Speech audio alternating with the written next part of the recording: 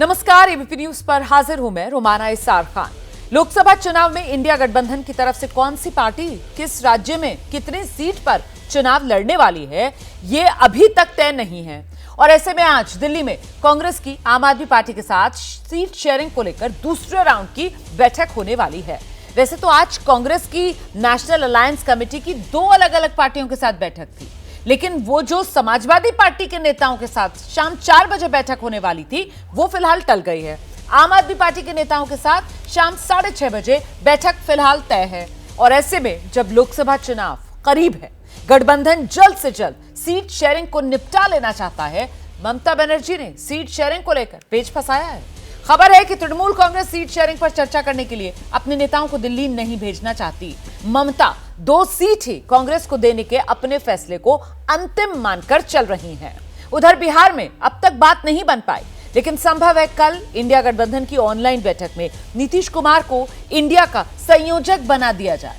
तो आज के शो में गठबंधन की राजनीति को लेकर ही बातचीत करेंगे। सवाल पूछेंगे, देश का विपक्षी गठबंधन पीएम मोदी से टक्कर का फॉर्मूला क्या लेकर सामने आ रहा है, जानने की यह भी कोशिश करेंगे। इंडिया गठबंधन में अभी पेच कितने बाकी, कब तक सुलझेंगे। लेकिन शुरुआत सियासी वार पलटवार से।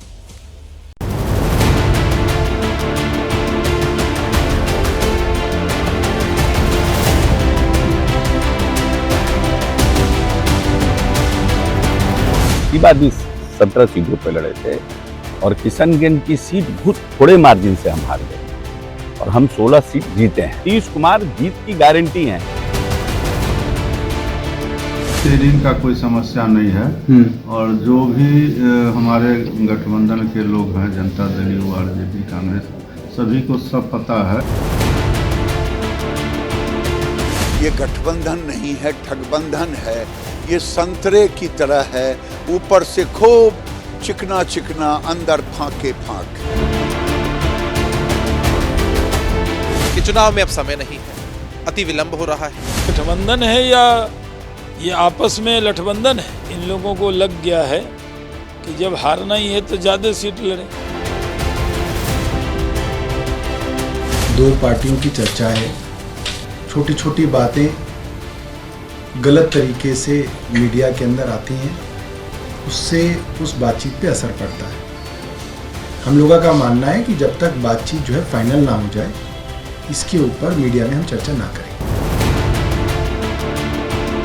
इनके साथ गठबंधन ना किया। जब हमारे लोग, जहाँ हमारे वर्कर्स, जहाँ हमारे नीचे जो कैडर है, वो ही हमें सपोर्ट नहीं करेगा, फिर हम क्या करेंगे?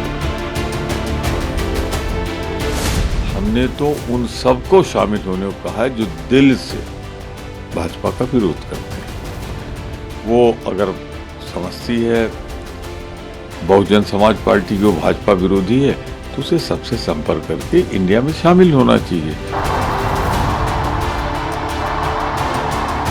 हम लोगों ने कहा ना 330 पार एनडीए सरकार, अब जो स्थिति है वो 400 पार एनडीए सरकार है।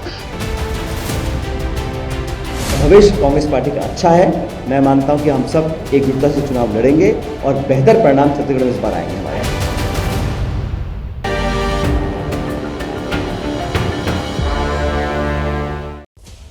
मैं आपका खास मेहमानों से परिचय कराऊंगी, लेकिन उससे पहले इस वक्त की बड़ी खबर मैं आपको बताने जा रही हूं। और ये सिर्फ बड़ी खबर नहीं है, ये इनसाइड स्टोरी है जो हम आपके लिए लेकर आए हैं। दरअसल आप जानते हैं, कांग्रेस और समाजवादी पार्टी के बीच सीट शेयरिंग फॉर्मूले को लेकर जो बैठक होनी थी वो टली है।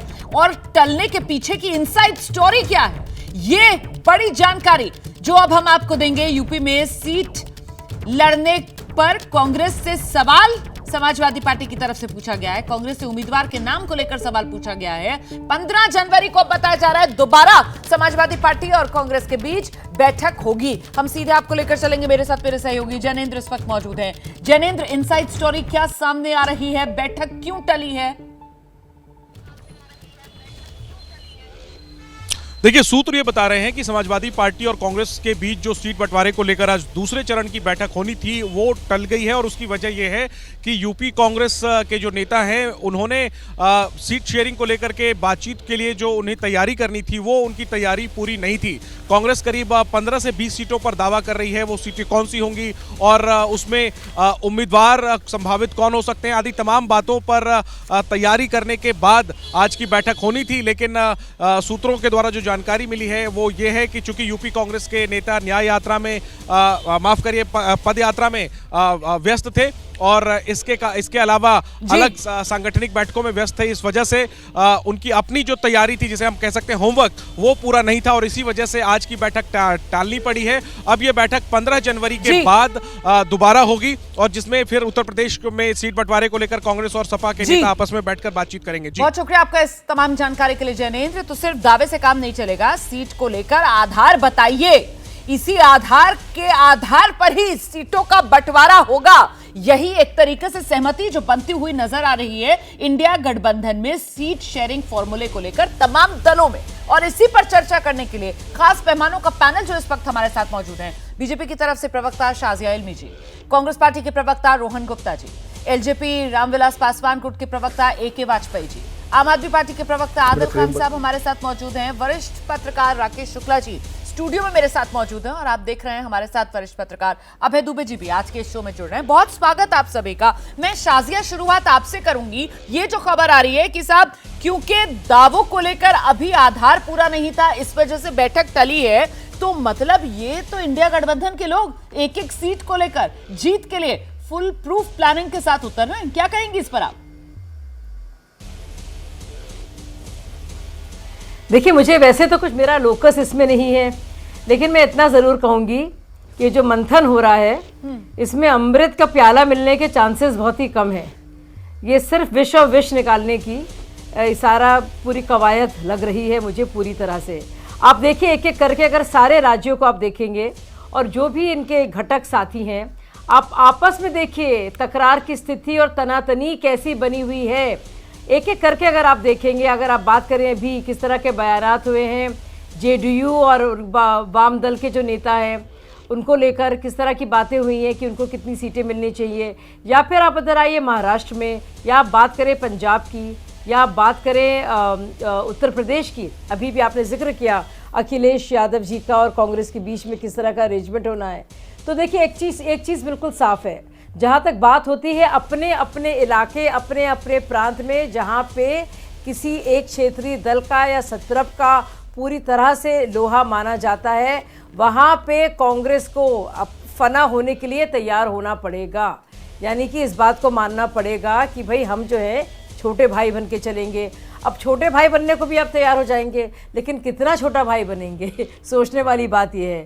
तो मुझे लगता है सारा ही जो पूरी कवायदें हो रही हैं ये कांग्रेस को दरअसल छांटने के लिए और कम करने के लिए हो रही हैं। भारत जोड़ो यात्रा तो बहुत वो कर रहे हैं, न्याय यात्रा भी हो रहे हैं, लेकिन अपने साथ न्याय कैसे कर पाएंगे, अपने कार्डर्स के साथ और अपने पार्टी के साथ कांग्रेस पार्टी कैसे कर पाएगी, सबसे बड़ा सवाल जो उस पार्टी के लिए खड़ा हो रहा है। रोहन जी, सुना आपने शाजिया इल्मी कह रही है कि ये सारा मंथन सीट शेयरिंग का सारा फॉर्मूला दारोमदार कांग्रेस की कटाई छटाई पर ही आकर टिक जाता है। रोहन जी।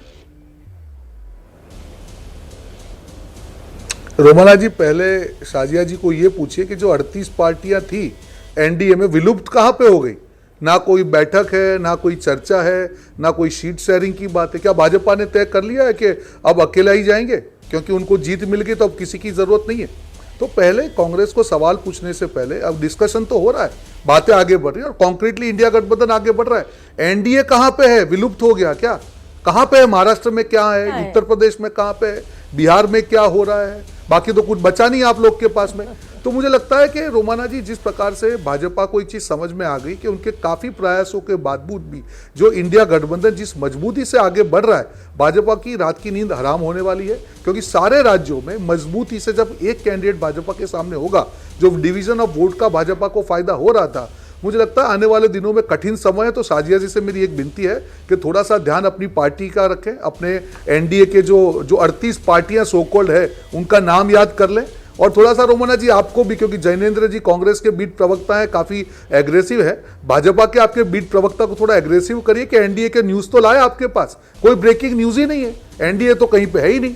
तो मुझे लगता है थोड़ा सा स्ट्रांग वहां पे आदमी रखिए जिससे एनडीए की कोई न्यूज हो तो आप तक पहुंचे और साजिया जी उसके ऊपर टिप्पणी रोहन जी, लेकिन सवाल तो यही है ना कि आखिरकार कैसे होगा। सवाल तो ये है ना रोहन जी कि बिहार को लेकर आप ही के अलग अलग घटक दल है ना सर, जो एक दूसरे के सामने तलवारें लेकर खड़े हुए हैं ना। अब जेडीयू जो है वो 17 सीट का दावा छोड़ नहीं रही है sir, left party CPI 3 seat का दावा कर रही है सर, माले ने 5 सीट पर दावा ठोक दिया। अब दिक्कत यह है सर कि कांग्रेस पार्टी 10 सीट को लेकर दावा कर रही है, लेकिन बिहार में सर 40 सीटें ही हैं, और ये जो गणित है जो आप लोगों के दावे का है वो तो सर सीटों के आंकड़े को 50 के पार पहुंचा देता है। कैसे सुलझेगा सर? बंगाल की अगर बात की जाए सर, ममता बनर्जी 2 सीट से ज्यादा देने को तैयार नहीं है। आप ही की पार्टी के नेता है सर अधीर रंजन जी, वो कहते हैं हमें दया नहीं चाहिए सर। सर अपनी पार्टी के नेताओं को समझा लीजिए ना, अपने साथियों को समझा लीजिए ना कि इस तरीके के बयान ना दें कि हमें यहाँ बैठकर ये माथापच्ची ना करनी पड़े। आइए रोहन जी जवाब दे दूं। मैं आपकी बात समझ गया, अगर आप जवाब चाहती है तो मैं आपको जवाब दे दूं। सिंपल है, सारे जो भी आपने बातें की सबको अपना अधिकार है हर पार्टी को कि अपनी पार्टी के लिए ज्यादा सीट मांगे, पर एक चीज तय है कि इंडिया गठबंधन मजबूती से आगे बढ़ रहा है, और जो भी तय होगा एक बार वो तय हो जाने के बाद सारे मिलके उस कैंडिडेट को जिताएंगे और जनता के लिए विकल्प खड़ा करेंगे। डिस्कशन तो हो रहा है, जब डिस्कशन हो रहा है मतलब निष्कर्ष भी आएगा। जहां डिस्कशन ही नहीं है वहां पे तो आप सीधा ही थोप देंगे और काम हो जाएगा। मेरा यही कहना है कि अब एनडीए कुछ बचा ही नहीं है, सिर्फ भाजपा है, और भाजपा और इंडिया की लड़ाई है और इंडिया का विजय होगा। आप देखेंगे सब चीज में सारी पार्टियां मिलके अपना अपने जो भी बात कह रहे हैं, एक वाजपेयी साहब हमारे साथ मौजूद है। वाजपेयी जी आपने सुना, कांग्रेस की तरफ से कहा जा रहा है इंडिया गठबंधन मजबूती के साथ आगे बढ़ रहा है, तैयारी और लक्ष्य यही है कि कम से कम 400 लोकसभा की सीटें जो शुरुआत से कही जा रही हैं इंडिया गठबंधन की तरफ से, कि वहां पर एक उम्मीदवार उतारा जाए और घेर लिया जाए एनडीए। वाजपेयी जी नहीं, ऐसा है ना, ये तो दिख क्या रहा है, 1.5 साल हो गया, 1.5 साल में मीटिंगें हो रही हैं, कैंसिल हो रही है, रैली हो रही है, डेट कैंसिल हो रही है, आपस में टकराव बहुत ज्यादा है जो दिख रहा है। 1.5 साल से शुरू किया नीतीश कुमार ने, जब पहली बार कब शुरू किया था? सितंबर में शुरू किया था, पिछले साल की बात है ये शायद, लेकिन तब से ये लगातार चल रहा है इनका चक्कर, लेकिन हुआ नहीं। और क्यों नहीं होगा उसका रीजन भी है। उसका रीजन क्या है? रीजन ये है कि देखो टकराव ये है कि कांग्रेस को अपना वोट वापस लाना है और छत्रपों को अपना वोट रिटेन करना है। 88 याद करिए, वीपी सिंह ने पहली बारी कांग्रेस के वोट में डेंट किया था और उसी के बाद ये छत्रप सब वोट लेके कांग्रेस का भाग गए। तो अगर कांग्रेस सीटें नहीं लड़ेगी तो रिवाइव कैसे करेगी? ये एक्चुअल झगड़ा है, और हम कह रहे हैं जनता को इनके झगड़े से क्या लेना देना है, इकट्ठे हो जाए ना हो जाए क्या फर्क पड़ रहा है? यूपी में तो हुआ था ना इनका, एक बारी अखिलेश और ये राहुल गांधी भी इकट्ठे हो गए थे, फिर अखिलेश बाबू और बुआ जी भी इकट्ठी हो गई थी, तो क्या उससे फर्क पड़ा? जनता को काम चाहिए, जनता को क्रेडिबिलिटी चाहिए। एक सप्लीमेंट्री सवाल है मेरा आपसे, ये जो आप कह रहे हैं कि साहब ये इन लोगों के रिवाइवल का झगड़ा है, इन लोगों के रिवाइवल का झगड़ा तो आप कह रहे हैं, लेकिन दूसरी तरफ इंडिया गठबंधन की तरफ से तो कहा जा रहा है कि ये मोदी सरकार को, बीजेपी सरकार को सत्ता से बेदखल करने का संघर्ष है। आप इसको इनके रिवाइवल की बात कर रहे हो सर, ये आप लोगों को सत्ता से हटाने की बात कर रहे हैं सर? नहीं ठीक है ना, अरे तो इनके हटाने से कैसे हट जाएगा? अभी 3 तारीख को रिजल्ट आए हैं 3 राज्यों के जो भी आए थे, क्या हुआ उसमें? बड़ी कोशिश की इन्होंने, लेकिन अल्टीमेटली उसमें चला मोदी की गारंटियां, मोदी की क्रेडिबिलिटी, मोदी का काम, मोदी का डबल इंजन की सरकार। देखो जनता को दिख रहा है, सारी चीजें, सब चीजें महसूस कर रही है। कौन सा ऐसा वर्ग है उसके लिए बीजेपी सरकार ने काम नहीं किया है? ठीक है, अगर जनता को काम नहीं दिखता तो जनता उखाड़ के ठीक है। तो आप कह रहे हैं इंडिया गठबंधन की पोल जनता के सामने खुल गई है, जनता सब जानती है। आदिल साहब, और ये सारा का सारा झगड़ा कहीं हमारा वोट दूसरी पार्टी के पास ना चला जाए, गठबंधन के साथी के पास एक बार चला गया तो हमेशा के लिए ट्रांसफर ना हो जाए, यही खतरा है। इसी वजह से आम आदमी पार्टी, कांग्रेस पंजाब को लेकर बात बनती हुई नजर नहीं आ रही। आदिल जी,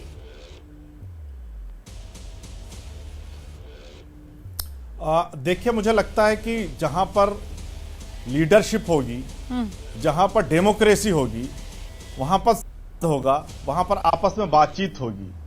अब देखिए, इंडिया अलायंस के साथ जितने भी दल हैं उनका अपना अपना अस्तित्व है।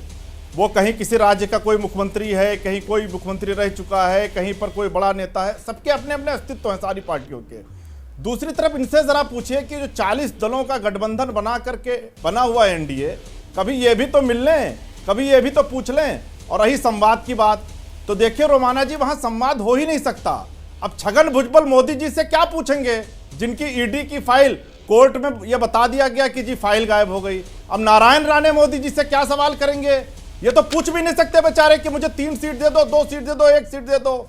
इनको तो जितना बोल दिया जाएगा उतने सीट पर इनको चुनाव लड़ना पड़ेगा, इनकी मजबूरी है, क्योंकि इनके सबके भ्रष्टाचार को मोदी जी ने छुपा रखा है।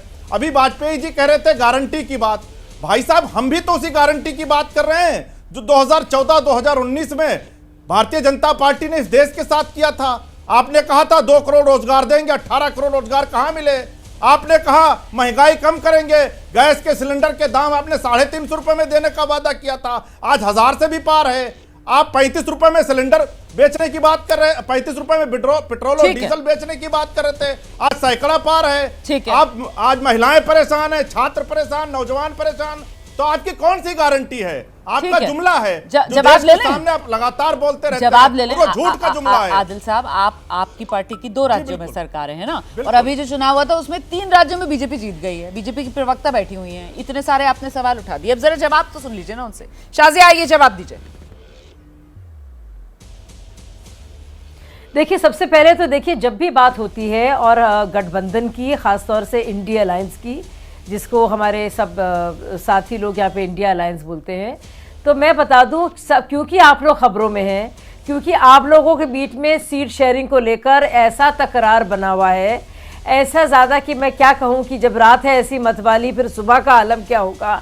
इसीलिए, और क्योंकि आप लोग खबरों में हैं, क्योंकि अभी भी खबर आ रही है कि समाजवादी पार्टी और कांग्रेस के बीच में किसी तरह का समन्वय तैयार नहीं हो रहा है, क्योंकि अब अभी भी खबर आ रही है कि शरद पवार गुट मांग रहा है फलाना इतनी सीटें, और इतनी सीटें शिवसेना का यूबीटी गुट इतनी सीटें मांग रहा है, क्योंकि खबर आ रही है कि पंजाब और दिल्ली में आपस में सीट शेयरिंग नहीं हो पाई है, क्योंकि खबरें लगातार आ रही है कि बिहार में को लेकर क्या होगा, क्योंकि लगातार ममता बनर्जी के और अधीर रंजन चौधरी जो कि हेड करते हैं पश्चिम बंगाल का स्टेट यूनिट कांग्रेस का, आपस में उनके बयानात आ रहे हैं, इसीलिए इसकी चर्चा हो रही है भाई साहब, ये सुन लीजिए आप।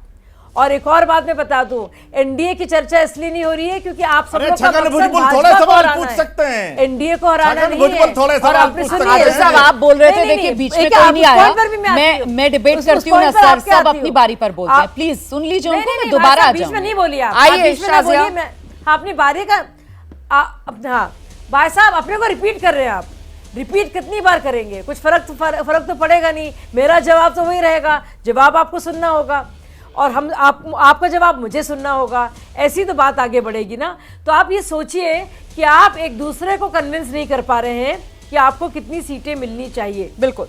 और अगर आपको भाजपा से लड़ना है, क्योंकि आपका तो एक मकसद है कि भ्रष्टाचारी सारे, परिवारवादी सारे इकट्ठा हो जाए, भाजपा को किसी तरह से हराए, तो जाहिर सी बात है भाजपा अपनी मजबूतियों की बात करेगी, लेकिन देश के लोगों के लिए, जिसमें वोटर और कार्डर दोनों शामिल है, आप सोचिए उनके लिए क्या है इसमें लड़ाई में, कि क्यों अखिलेश जी इस बार आ रहे हैं, राहुल जी के साथ आ रहे हैं, मायावती के साथ नहीं आ रहे। ठीक है, ममता बनर्जी किस तरह से मैनेज करेंगी, बात रख रही है शाजिया इल्मी यहाँ पर, जिस बात का जिक्र यहाँ पर अभी शाजिया के जवाब में भी कहीं ना कहीं था कि साहब ये जो परसेप्शन बन रहा है कि एक दूसरे के खिलाफ ही जो बयान आ रहे हैं, एक दूसरे से आगे बढ़कर जो सीटों की संख्या पर दावा किया जा रहा है, सर ये इंडिया गठबंधन परसेप्शन नेगेटिव बन रहा है क्या इससे गठबंधन का?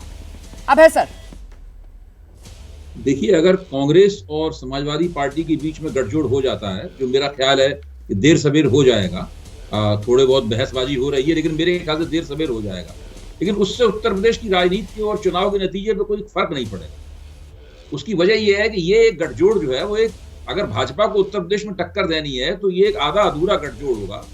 कांग्रेस समाजवादी पार्टी के सामाजिक आधार में कुछ खास नहीं जोड़ पाएगी, और न ही समाजवादी पार्टी अपने वोटों को कांग्रेस के उम्मीदवारों की तरफ शिफ्ट करा पाएगी, क्योंकि ऐसा कोई संदेश नहीं आएगा जनता के बीच में कि ये लोग भाजपा को हरा सकते हैं। सबसे बड़ी समस्या ये है, भारतीय जनता पार्टी का उत्तर प्रदेश में जो सामाजिक आधार है वो बहुत ही शक्तिशाली है, पिछले 10 वर्षों में भारतीय जनता पार्टी ने उत्तर प्रदेश में इतना जबरदस्त सामाजिक आधार बनाया है, जो मेरे ख्याल से जब कांग्रेस अपने वर्चस्व की शिखर पे थी तो उस वक्त कांग्रेस के पास एक बहुत बड़ा आधार हुआ करता था।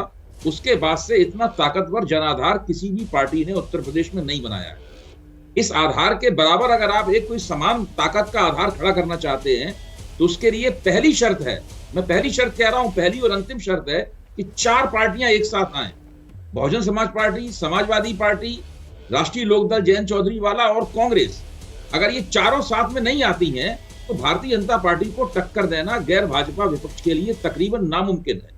हो सकता है उनके जुड़ने से 1-2 सीटों पर कहीं किसी पॉकेट में कुछ असर पड़े, लेकिन पूरे उत्तर प्रदेश में ऐसा कोई माहौल नहीं बनेगा कि ये लोग भाजपा को हराने की ताकत रखते हैं। ठीक है, इसलिए इनके लिए जरूरी ये है कि आपस में जो गठबंधन करना चाहे वो करें, वो तो करना ही करेंगे ये, लेकिन साथ साथ में ये जो 4 पार्टियों को साथ में जोड़, देर सवेर भले देर से जोड़े, जल्दी हो वो मैं नहीं कह सकता, उसकी प्रक्रियाएं अलग अलग होती हैं। बिना इसके भारतीय जनता पार्टी को कोई टक्कर देना विपक्ष के लिए बहुत ही मुश्किल है। ठीक है सर, लेकिन आप जिस तरीके से कह रहे हैं बीएसपी की तरफ से तो इसकी कोई गुंजाइश नजर आती नहीं है। हाँ, ये जरूर है, कांग्रेस की तरफ से बयान जरूर सामने आता है कि बीएसपी को भी साथ आना चाहिए। जी सर, जी सर, जी। बहुजन समाज, पहले मायावती ये कहती थी कि हम अकेले चुनाव लड़ेंगे, ठीक है, लेकिन आप देखिए पिछले 2-3 जो बयान दिए हैं उन्होंने ये कहना बंद कर दिया है कि हम अकेले चुनाव लड़ेंगे। वो तो ये कह रही हैं पता नहीं कब किसको जरूरत पड़ जाए, तो वो भी अपनी जो उनकी स्थिति थी उसके ऊपर पुनर्विचार कर रही हैं और मौके की प्रतीक्षा में है कि उन्हें कोई मौका मिले, उन्हें कोई मौका दे। मेरे ख्याल से कांग्रेस को इसमें एक महत्वपूर्ण भूमिका निभानी चाहिए, ठीक है, जो कांग्रेस पता नहीं क्यों अभी तक नहीं निभा रही। ठीक है, मेरे ख्याल से तो सर कांग्रेस की तरफ से जिस तरीके से खुले बयान सामने आ रहे हैं मायावती को इनवाइट करते हुए इस इंडिया गठबंधन में, उससे और ज्यादा बढ़कर भूमिका क्या निभा सकती है कांग्रेस पार्टी? क्योंकि अविनाश पांडे प्रभारी हैं उत्तर प्रदेश, उनकी तरफ से बाकायदा इस बात का जिक्र किया गया कि मायावती अगर आएंगी तो ये ज्यादा एक बड़ी फोर्स बनकर उभरेगा इंडिया गठबंधन। लेकिन मैं जिस सवाल पर थी, शुक्ला जी का मैं रुख करती हूँ कि साहब जो बात यहाँ पर शाज़िया आलमी कह रही थी कि आप देखिए ना जिस तरीके के बयान सामने आ रहे हैं, सीटों को लेकर जो दावेदारी की जा रही है, उससे आपको लगता है कि ये परसेप्शन के मामले में यहाँ पर पिछड़ता हुआ इंडिया गठबंधन नजर आ रहा है कि ये तो आपस में इनमें कुछ हो नहीं पा रहा है, ये क्या जनता के सामने विकल्प पेश करेंगे एकजुट होकर? शाज़िया जी ने अभी मंथन की बात की तो मैं कहूँगा कि जब समुद्र मंथन हुआ था तब भी बिहार की बड़ी महत्वपूर्ण भूमिका थी, और मंदार पर्वत उस समुद्र मंथन में गया था तब समुद्र मंथन हो पाया था, और इस इंडिया गठबंधन में भी बिहार की बहुत महत्वपूर्ण भूमिका है। और यदि नीतीश कुमार जी इस मंथन में शामिल नहीं होंगे तो जो आप प्रदर्शन की बात कर रही हैं वो प्रदर्शन निगेटिव होके और निगेटिव हो जाएगा, और देश की ये जनता, तो ब्रेकिंग न्यूज आई अभी थोड़ी देर पहले, संयोजक बनाए जा सकते हैं नीतीश कुमार। देखिए संयोजक बनाए जा सकते हैं, ये ब्रेकिंग न्यूज आज नहीं है, ये पहले भी इंडिया की तरफ से कोई मतभेद नहीं है उनको संयोजक बनाए जाने को लेकर, लेकिन जब से उन्होंने नाराजगी जताई तो इंडिया गठबंधन के सभी सहयोगी चाहते हैं कोई संयोजक बन जाए, लेकिन जेडीयू की तरफ से यह भी क्लियर किया गया है कि संयोजक बनने का फैसला नीतीश कुमार जी करेंगे। तो ये नीतीश कुमार जी तय करेंगे कि उनको इंडिया गठबंधन का संयोजक बनना है या नहीं बनना है। अब रही बात प्रदर्शन की, तो ये सही है कि हर दल अपने हिसाब से, अपनी सुविधा और अपनी राजनीति के हिसाब से समझौता चाहते हैं, इसलिए ये समझौता नहीं हो पा रहा, और पूरे देश में एक संदेश जा रहा है कि जो लोग भारतीय जनता पार्टी से लड़ना चाह रहे हैं वो आपस में ही सुलह नहीं कर पा रहे। तो ये सबसे बड़ा जो निगेटिव अप्रोच बन रहा है वो ये बन रहा है कि इनके बीच में ही सुलह नहीं है तो वो भारतीय जनता पार्टी से मुकाबला क्या करेंगे। बिल्कुल सर, इसी बात का मैं जिक्र कर रही थी रोहन जी कि मोदी से क्या लड़ेंगे, ये तो आपस में ही लड़ मर रहे हैं, ये परसेप्शन जो बन रहा है इससे क्या हासिल कर लेंगे फिर? देखिए रोमाना जी, ये डिस्कशन जो हो रहे हैं यही इस बात का सबूत है कि सबकी इच्छा के साथ में मिलकर लड़े, क्योंकि मुख्य मुद्दा क्या है, मुख्य मुद्दा हमको लोकतंत्र बचाने की ये लड़ाई है। ये सारी पार्टी रोमाना जी ऐसी है जो राज्य के स्तर पे एक दूसरे के सामने लड़ती आई है, उनके मुद्दे अलग हो सकते हैं, काफी इश्यूज अलग हो सकते हैं, पर जब देश को बचाने की बात है तब ये सारी पार्टियां एक साथ में, जो डिस्कशन हो रहा है वो उसी का मतलब ये है कि डिस्कशन के बाद ही तो डिसीजन होता है। और मैं आपको भाजपा पे सवाल पूछूंगा ना, वहां डिस्कशन कहां पे है? जैसे अभी एक प्रवक्ता ने कहा कि उनके ऊपर थोप दिया जाएगा, जो 5-7 पार्टियां जो तोड़ जोड़ के उन्होंने लोकतंत्र की हत्या करके खड़ी की है उनको कुछ बांट देंगे, काम खत्म हो गया। तो लड़ाई बहुत साफ है। और इसीलिए रोमाना जी, इंडिया पार्टी की गठबंधन की जितनी भी पार्टियां हैं सबको अपनी जिम्मेदारी का एहसास है और इसीलिए कि बड़ी संदिग्धता से हम लोग आगे बढ़ना चाहते हैं। मुझे ब्रेक पर जाना है। जिस प्रकार से हमारा दूसरा पहलू ये है कि आप जिसको थोपने का कह रहे हैं ना, शब्द का इस्तेमाल कर रहे हैं, वहीं एनडीए की तरफ से कहा जाता है कि साहब ये हमारे यहाँ अनुशासन है। वो कहते हैं कि साहब ये इंडिया गठबंधन, यहाँ सबकी अपनी अपनी ढपली, अपनी अपनी राल। हमारे यहाँ तो नेता है, प्रधानमंत्री नरेंद्र मोदी का चेहरा है। इनके यहाँ मतलब आप लोगों के यहाँ मतलब इंडिया गठबंधन में ना नेता है ना कोई इनकी नीति है और इसी वजह से सबके अपने अपने अलग अलग सुर हैं। तो गठबंधन में पेच तगड़ा, अभी सुलझता नहीं दिख रहा झगड़ा। अलग अलग गठबंधन में पार्टियां जो शामिल हैं उनके नेताओं के बोल सामने आ रहे हैं, जिससे ऐसा लग रहा है कि अब जब 24 चुनाव बिल्कुल सामने है तो फिर समय बाकी कहां है। आखिरकार सीट शेयरिंग का फॉर्मूला कब सामने आएगा, इसको लेकर जवाब किसी के पास नहीं है। हाँ, बैठकों का दौर जरूर जारी है, तो फिर मोदी से टक्कर का फॉर्मूला कैसे निकलेगा, इसी पर हम चर्चा कर रहे हैं। रुक कर लेते हैं, सभी खास मेहमान हमारे साथ लगातार बने हुए हैं। शाजिया, जहां पर इस डिबेट को रोहन गुप्ता ने छोड़ा था कि साहब लोकतंत्र बचाने के लिए, तो लोकतंत्र बचाने के नाम पर इंडिया गठबंधन को ग्लू मिल जाएगा, मजबूती मिल जाएगी, क्या आपको ऐसा लगता है शाजियल में?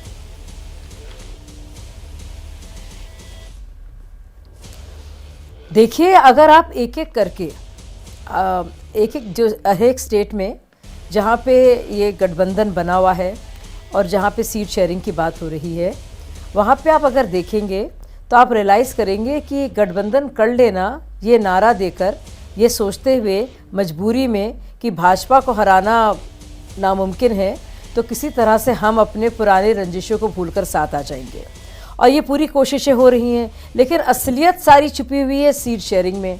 अगर आप देखेंगे, अब आपको तो या तो आप सीटें बढ़ा दें, लेकिन अगर इतनी ही सीटें हैं, कहीं जादू से तो सीटें बढ़ नहीं जाएंगी। सही। और जिद सबकी पूरी इस मामले में है। अब एक और बात मैं आपसे कहना चाहूँगी, इसमें एक ज़रूरी बात, ये महत्वपूर्ण बात यह है, अब आप देखिए इसे सारी पार्टियां जिनका हम जिक्र कर रहे हैं, या तो कांग्रेस इतना झुकने के लिए तैयार हो कि अपने को फना करने के लिए कि भाई हम जो हैं इसमें फना होने के लिए तैयार हैं, हमें देश की खिदमत में भाजपा को हटाने के लिए हम तैयार हैं, एक तरह के खुदकुशी करने के लिए, क्योंकि ये संविधान की जीत और भाजपा की हार हो। या तो कुछ इस तरह के बयानबाजी लेके चले, नहीं तो असलियत क्या होती है? असलियत तो असलियत है, और असलियत में यह है कि भाई चाहे आपके सतरफ हो, जहाँ उनके अपने अपने इलाके हों, वहाँ पे वो अपना अपना लोहा मनवाएंगे। तो झारखंड के अलावा जहाँ पे झारखंड मुक्ति मोर्चा और राजद और कांग्रेस ने साथ लड़ाई लड़ी थी 2019 में लोकसभा और विधानसभा में, हर एक जगह आप देखेंगे इसी तरह के सर फुटबल की, इसी तरह के तकरार की वो है। और एक तरफ दूसरी पार्टी है जो एक स्थिर सरकार दे रही है लगातार। एक तरफ भाजपा है और एनडीए है, लेकिन मुख्य तौर पर भाजपा को माना जाएगा कि दाव नहीं चलने वाला इंडिया गठबंधन का। ठीक है, रोहन गुप्ता जवाब देना चाह रहे हैं जल्दी से रोहन जी, उसके बाद मैं आदिल आपके पास आ रही हूँ। जी रोहन जी। रोमाना जी, अगर इतनी मजबूती थी तो जिस अजीत पवार के लिए ये कहा गया कि 70,000 करोड़ के भ्रष्टाचार के वो सरगना है, परिवारवाद और भ्रष्टाचार की बात, क्या जरूरत पड़ गई भाजपा को? क्यों वहां दो जो सपोर्ट के सहारे पे सरकार चला रहे? राजभर जिन्होंने गाली दी योगी जी को, क्यों उसको अपने साथ रखा हुआ है? तो देखिए, ये सब बोलने की बात है। उनको मालूम है कि अगर इंडिया गठबंधन ठीक से हो गया तो उनकी जो पांव की जमीन हिल जाएगी, और ऐसी 180 सीटें, मैं महाराष्ट्र, वेस्ट बंगाल की, बिहार की बात करूंगा, तेलंगाना, कर्नाटका, जहां पे भाजपा को करीब 150 से ज्यादा सीट मिली थी, वहां पे आपका सुपड़ा साफ हो जाएगा। तो आपको डर है इंडिया गठबंधन का, और ये लड़ाई यही तो है। हम लोग साथ में मिल रहे हैं, देश को बचाना है, सबसे बड़ी सत्ता इंपॉर्टेंट है, पर देश को बचाने के लिए इंपॉर्टेंट है सब लोग मिलेंगे, और सामने आपके लिए एक व्यक्ति इंपॉर्टेंट है, आपकी पार्टी इंपॉर्टेंट है। ये अहंकार और स्वाभिमान की टक्कर है, और जीत 100% स्वाभिमान की होने वाली है। और इसीलिए तो आपको डर है कि अगर इंडिया गठबंधन का एक एक कैंडिडेट आपके सामने खड़ा हो गया तो आपकी जमीन खराब हो जाएगी। आपको मालूम है कि डिवाइड एंड रूल ये आप जनता के तो बीच में कर रहे हैं, पार्टियों के बीच में करके ही आपकी सत्ता बनी हुई है, पर इस बार हम ये होने नहीं देंगे। हम हमारी जिम्मेदारी जानते हैं, देश को बचाने की जिम्मेदारी सबसे ऊपर है, इसलिए व्यक्तिगत स्वार्थ को साइड में रख के सारी पार्टियां मिलकर ऐसे कैंडिडेट आपके सामने खड़े करेंगी कि आपका जो भी नैरेटिव है, अकेला एकला चालो रे, उस नैरेटिव को बड़ा मुंह तोड़ जवाब इस चुनाव में मिलने। ठीक है आदिल, जिस बात का जिक्र अभी यहाँ पर शाजिया कर रही थी कि साहब कांग्रेस और वो बड़ी पार्टी और फना होने के लिए तैयार, मुझे लगता है ये फना वाली बात जो है ये आम आदमी पार्टी ने बहुत बढ़िया तरीके से समझ ली और इसी वजह से कांग्रेस की इसी मजबूरी का फायदा उठाकर कांग्रेस को ही खत्म कर दिया जाए, इसकी पूरी तैयारी आम आदमी पार्टी की तरफ से। मतलब दिल्ली में आप लोग वो बड़ा भाई बनने की तैयारी में है, पंजाब को लेकर आप लोग सहमति बना नहीं पा रहे हैं, वहां पर आप लोग कांग्रेस से ज्यादा सीटें चाहते हैं। अच्छा, गुजरात को लेकर अरविंद केजरीवाल वहां जाते हैं और बाकायदा भरूच से उम्मीदवार के नाम का ऐलान कर देते हैं। आदत देखिए, मुझे लगता है कि यहाँ फना होने वाली कोई बात नहीं है। आम आदमी पार्टी इस देश के संविधान को, संवैधानिक शक्तियों को बचाने के लिए कुछ भी सैक्रिफाइस करने के लिए तैयार है। ये कहते हैं कि इनको इंडिया के गठबंधन से डर नहीं लगता, पर सबसे ज़्यादा जब भी बैठक होती है घबराते और डरते यही लोग हैं, क्योंकि ये जानते हैं कि भारतीय जनता पार्टी ने इस देश के लिए जो झूठ का ताना बाना बुन रखा है अब वो चलने वाला नहीं है। ये बात करेंगे भ्रष्टाचार की, ये बात करेंगे परिवारवाद की। अरे भैया, आपके यहाँ तो जो सबसे बड़े नेता हैं और देश के आदरणीय प्रधानमंत्री जी हैं, उन्होंने कहा था कि अजीत पवार 70,000 करोड़ के घोटालेबाज हैं, तो फिर उनको क्यों सुबह 6 बजे शपथ दिला दी?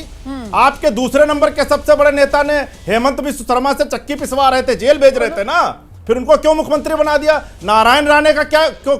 सुनिए, छगन भुजबल की तो आपने फाइल ही गायब कर दी। तो सारे आपके जो राष्ट्रीय अध्यक्ष थे वो रक्षा सौदे के मामले में दलाली करते हुए सजा पा चुके हैं। आप किस मुंह से भ्रष्टाचार की बात करते हैं? आप परिवारवाद की बात करते हैं। राजनाथ सिंह जी के परिवार के बारे में क्या कहेंगे? कल्याण सिंह जी के परिवार के बारे में क्या कहेंगे? आप सुषमा स्वराज जी के परिवार के बारे में क्या कहेंगे? येदियुरप्पा के परिवार के बारे में क्या कहेंगे? एक लंबी फहरिस्त है। तो आप बेसिकली जो मेन मुद्दा है इस देश का, महंगाई, बेरोजगारी, महिला सुरक्षा, किसानों का सम्मान, नौजवानों को नौकरी, उस पर आप बात ही नहीं करना चाहते। आप इस देश को उलझा के रखना चाहते हैं, लेकिन इस देश की जनता ने जान लिया है कि आपके झूठ का ताना बाना चलने वाला नहीं है। करना चाहते। ठीक है, मैं 30 सेकंड दे रही हूं, शाजी आइए जवाब दे दीजिए। बात नहीं करना चाहते, हम आपको बात को बदलना चाहते हैं। आप क्या बात करेंगे? आदिल, आपने अपनी पूरी बात रखी। 30 सेकंड आदिल साहब प्लीज, आपने अपनी बात रख ली है। 30 सेकंड जवाब सुन लीजिए शाजिया इल्मी का, उसके बाद मैं आ रही हूँ वाजपेयी जी के पास। मेरे साथ स्क्रीन पर लेकर आइए शाजिया इल्मी को प्लीज। शाजिया अपनी बात रखिए। देखिए, मैं ये कहना चाह रही हूँ कि बार बार ये वही बातों को क्यों दोहरा रहे हैं, क्योंकि वो जानते हैं जब बात हो रही है इंडिया गठबंधन की और एक और गठबंधन की जो कि एनडीए है, जिसकी सबसे बड़ी पार्टी भाजपा है, और उसमें जब बात हो रही है सीट शेयरिंग की, और क्या खाका लेकर, क्या मंजर लेकर, क्या संकल्प लेकर आप सामने जा रहे हैं लोगों के, भारत के सामने, और क्या बताना चाह रहे हैं कि कैसी होनी चाहिए सरकार, कैसी होनी चाहिए उसकी नीति, कैसा होना चाहिए उसका नेतृत्व, तो आप भी जानते हैं कि आप जवाब नहीं दे सकते। इसीलिए बाएं बाएं शायद दुनिया भर की बातें करेंगे, लेकिन इसकी बात नहीं करेंगे जो जरूरी है इस वक्त जानना, क्या है नीति, क्या है नेतृत्व, क्या है नियत। ठीक है, मैं वाजपेयी जी का रुख कर रही हूँ, वाजपेयी जी। लेकिन यहाँ पर जो इंडिया गठबंधन के दल हैं उनकी तरफ से एक बात कही जा रही है कि साहब एनडीए, वो कह रहे हैं हमारे यहाँ ये इतनी जो सवाल जवाब चल रहा है, जो सीटों को लेकर मंथन चल रहा है, भाई हमारे यहाँ लोकतंत्र है, वो कह रहे हैं। और एनडीए में वो कह रहे हैं वहां तो तानाशाही चल रही है, वहां तो जो थोप दिया जाएगा बीजेपी की तरफ से उसी को मानना होगा। सर, लेकिन हाजीपुर को लेकर फिर आप लोग इतना क्लेम कर रहे हैं, मतलब आपकी पार्टी भी, चाचा की पार्टी भी, ये हाजीपुर में क्या होगा सर? उसका फैसला भी मतलब बीजेपी करेगी ना? ऐसे देखो अलायंस जो होता है ना, अलायंस पॉलिटिकल पार्टीज के बीच में होता है, और जब पॉलिटिकल पार्टीज के बीच में अलायंस होता है तो हर पार्टी अपना इंटरेस्ट प्रोटेक्ट करती है, ये ध्यान रख लीजिए, क्योंकि हर पार्टी का अपना संविधान, अपना झंडा, अपना कैडर, अपनी फील्ड होती है, अपना क्षेत्र होता है। तो और जहाँ तक एनडीए का सवाल है, एनडीए ने हमको 2014 में मान सम्मान दिया, 2019 में मान सम्मान दिया, और 2024 में भी वही मान सम्मान मिलेगा। और मान सम्मान मिलने का कारण ये है कि विनेबिलिटी, 14 में 100% रिजल्ट, 19 में 100% रिजल्ट, और 24 में भी हम 100% रिजल्ट लाएंगे। तो 19 वाला ही मामला रिपीट होगा ना? मतलब हाजीपुर से चाचा लड़े थे तो विनेबिलिटी चाचा के पक्ष में जाती है, फिर भतीजा दावे क्यों कर रहा है हाजीपुर को लेकर? अरे कोई भी कुछ नहीं, कोई फर्क नहीं पड़ रहा कौन कहाँ से लड़ रहा है। आप देखिए, जो हमने चाहा वही हमको मिलेगा। फर्क नहीं पड़ा, फिर दावे क्यों कर रहे हैं? नहीं है कोई लंबा चौड़ा। तो हमारा अभी आप कह रहे हैं फर्क नहीं पड़ रहा है, और दावे आपकी पार्टी के नेता कर रहे हैं। चिराग पासवान तो कह रहे हैं मैं हाजीपुर छोड़ूंगा नहीं, हाजीपुर से हम ही लड़ेंगे चुनाव। ना, अरे नहीं बिल्कुल नहीं छोड़ेंगे। हाँ, उसके पीछे कारण है, वो इनके पिताजी की सीट थी और सबसे गिनीज बुक में सबसे ज्यादा रिकॉर्ड के वोटों से जीते रामविलास पासवान। तो भाई साहब पशुपति पारस के भाई की भी तो सीट है ना, ऐसी क्या बात हो गई? वो झगड़ा नहीं, अरे तो झगड़ा नहीं है उसमें, कोई झगड़ा नहीं है। वो देखना आप, अभी जब हो जाएगा ना तो हमको ही मिलनी है वो सीट। और हमारे यहाँ मेन क्राइटेरिया हम लोगों ने रखा है विनेबिलिटी। सर आप जिस गुट के है ना, वो चाचा के गुट वाले नेता भी आए थे मेरे साथ और वो कह रहे थे मुझे आप आश्वस्त रहिए पशुपति पारस ही लड़ेंगे हाजीपुर की सीट से। आप भी उसमें हामी भर दीजिए सर, बात खत्म हो जाएगी यहाँ पर। हम कह रहे हैं आप सुनो ना, आप चिंता ना करो, उनको मिलनी होगी उनको मिल जाएगी, हमको मिलनी होगी हमको मिल जाएगी। बिल्कुल कोई, हम बड़े कूल है, हमारी जमाई भी तैयार है, 40 सीटों पे पूरी तैयारी है हमारी। आप प्लीज, और उसकी वजह से उसकी मदद 40 सीटों पर दावा ठोक रहे हैं, हम लोगों का झगड़ा नहीं है। 40 सीटों पर दावा ठोक रहे हैं क्या बिहार में? सर्वमान्य नेता, मैंने कहा पूरी तैयारी है और वो पूरे एनडीए को उसका फायदा मिलेगा, नंबर 1। और नंबर 2, हमारे यहाँ सर्वमान्य नेता है मोदी जी, किसी तरह का कोई डिस्प्यूट नहीं है कहीं। कोई जो वो कहेंगे हमारी बात भी मानेंगे, हम उनकी बात मानेंगे, ये मुद्दे तभी की बात अलायंस आपने की चलता है है। सर, मैं इसी को आगे बढ़ा रही हूं। क्या गाली देते हो? अभय जी ये बात जो बार बार सामने आ रही है कि साहब फर्क समझिए आप एनडीए और इंडिया गठबंधन का। एनडीए के पास एक नेता है, एक चेहरा है, एक ऐसा नेता है जो सर्वमान्य है, जिसकी बात में वजन है, जिसकी बात हर कोई मानता है, मोदी जी। आपने सुना अभी वाजपेयी जी जो कह रहे हैं, वो जो चाहेंगे, मतलब हाजीपुर का मैं इसलिए जिक्र कर रही थी क्योंकि एलजेपी के दोनों गुट इस हाजीपुर सीट को लेकर क्लेम कर रहे हैं और यहां पर बैठकर वाजपेयी जी ने कह दिया कि ठीक है हो जाएगा फैसला, मतलब मोदी जी जो चाहेंगे वो हो जाएगा और वो हर गुट को मान्य होगा। लेकिन इंडिया गठबंधन में ये नहीं है ना सर। देखिए, जो राष्ट्रीय जनतांत्रिक गठजोड़ है वो तो जब अटल बिहारी वाजपेयी और लालकृष्ण आडवाणी ने बनाया था तभी से वो भारतीय जनता पार्टी और भारतीय जनता पार्टी की तरफ से पेश किया गया प्रधानमंत्री का जो चेहरा है उसको, उसका नेतृत्व मानता है। ठीक है, वहां इस बात को लेकर कभी भी संदेह नहीं रहा, पहले दिन से लेकर आज तक। कितने भी लोकसभा चुनाव हुए, आडवाणी जी चेहरे रहे, अब नरेंद्र मोदी चेहरे हैं, उससे पहले अटल जी चेहरा होते थे। तो इंडिया गठबंधन जो एनडीए में शामिल जितने भी दल थे वो सब उनको मानते थे। तो वहां भाजपा का वर्चस्व और एक मजबूत एंकर पार्टी के रूप में भाजपा की भूमिका पर वहां कभी कोई संदेह नहीं रहा। थोड़े बहुत हेर फेर के साथ में उन लोगों के बीच में समझौता हो जाता है और मेरे ख्याल से ज्यादा दिक्कत नहीं आएगी। ये जो विपक्ष की एकता हो रही है ये एक नई चीज है, न 2014 में थी न 2019 में थी। तो इनके में बहुत दिक्कतें आ रही हैं, इसमें कोई शक की बात नहीं। और एक दिक्कत जो और भी बड़ी है, इस तालमेल से भी ज्यादा बड़ी है, उसको मैं बार बार रेखांकित करता रहता हूं एबीपी के मंच पर, वो ये है कि चुनाव केवल अंकगणित से नहीं जीता जाता। केवल आप भाजपा के मुकाबले एक एक उम्मीदवार खड़ा कर दें या ऐसा कुछ इसका कुछ बंदोबस्त कर दें, इससे नहीं चुनाव जीता जाता। चुनाव जीतने के लिए जरूरी है कि आपके पास कोई एक समांतर नैरेटिव भी हो। इस तरह मोदी जी एक अपनी गारंटी की राम मंदिर को गूंथ कर एक कहानी सुना रहे हैं सारे देश की जनता को, वैसी एक कहानी विपक्ष को भी उनकी कहानी का खंडन करते हुए अपनी एक सकारात्मक कहानी, केवल नकारात्मक नहीं, वो सुनानी होगी। हम लोग तो उसका इंतजार कर रहे हैं कभी आप बड़ी बात कह रहे हैं सर, मतलब विकल्प के तौर पर सिर्फ उम्मीदवार का चेहरा नहीं बल्कि एक मुद्दा भी तो चाहिए ना। जी जी जी जी, वो देख रहे हैं कि कांग्रेस अपने घोषणा पत्र के बारे में सोचने लगी है। जब कांग्रेस अपने घोषणा पत्र के बारे में सोचेगी तो वो इंडिया गठबंधन का घोषणा पत्र कब बनाएगी? सही, ठीक है, शुक्ला जी। मुझे लगता है कि अभय जो बात बोल रहे हैं एकदम सही है। दोनों में अंतर इसलिए है कि आज एनडीए गठबंधन में जो सारे दल हैं वो सब निर्भर है नरेंद्र मोदी जी पर। उनका एक चेहरा है, उन्हें चुनाव लड़ना है तो मोदी जी के नाम पे वोट मिलेगा। उनके पास कोई भी बड़ा ऐसा चेहरा क्षेत्रीय दलों के पास नहीं है जो वोट हासिल कर सके। इसलिए एनडीए के सारे घटक दल निर्भर हैं भारतीय जनता पार्टी की तरफ। अब इंडिया गठबंधन के साथ समस्या ये आ रही है कि सारे क्षेत्रीय दलों के अपने अपने छत्रप हैं और वो जब लोकसभा का चुनाव लड़ेंगे तो अपने अपने राज्य में अपने चेहरे पे लड़ेंगे और जो उनके सहयोगी होंगे वो हर राज्य पे एक अलग चेहरे पे निर्भर करेगा। तो इसलिए उनकी दावेदारी मजबूती के साथ है और उनके बीच में सहमति नहीं बन पा रही। उनके बीच में एक ऐसा कोई सरपंच नहीं है जो सभी लोगों को ये बोल सके कि भाई आप हमारी बात मानिए, क्योंकि वो एक सर्वमान्य चेहरा नहीं है जो भारत में मतदाताओं को रिझाकर इंडिया गठबंधन को वोट दिलवा सके। इसीलिए तो सवाल बार बार पूछा जा रहा है कि आखिरकार ये इंडिया गठबंधन के साथियों में सीट शेयरिंग को लेकर कब खत्म होगा तकरार और कब होगा करार।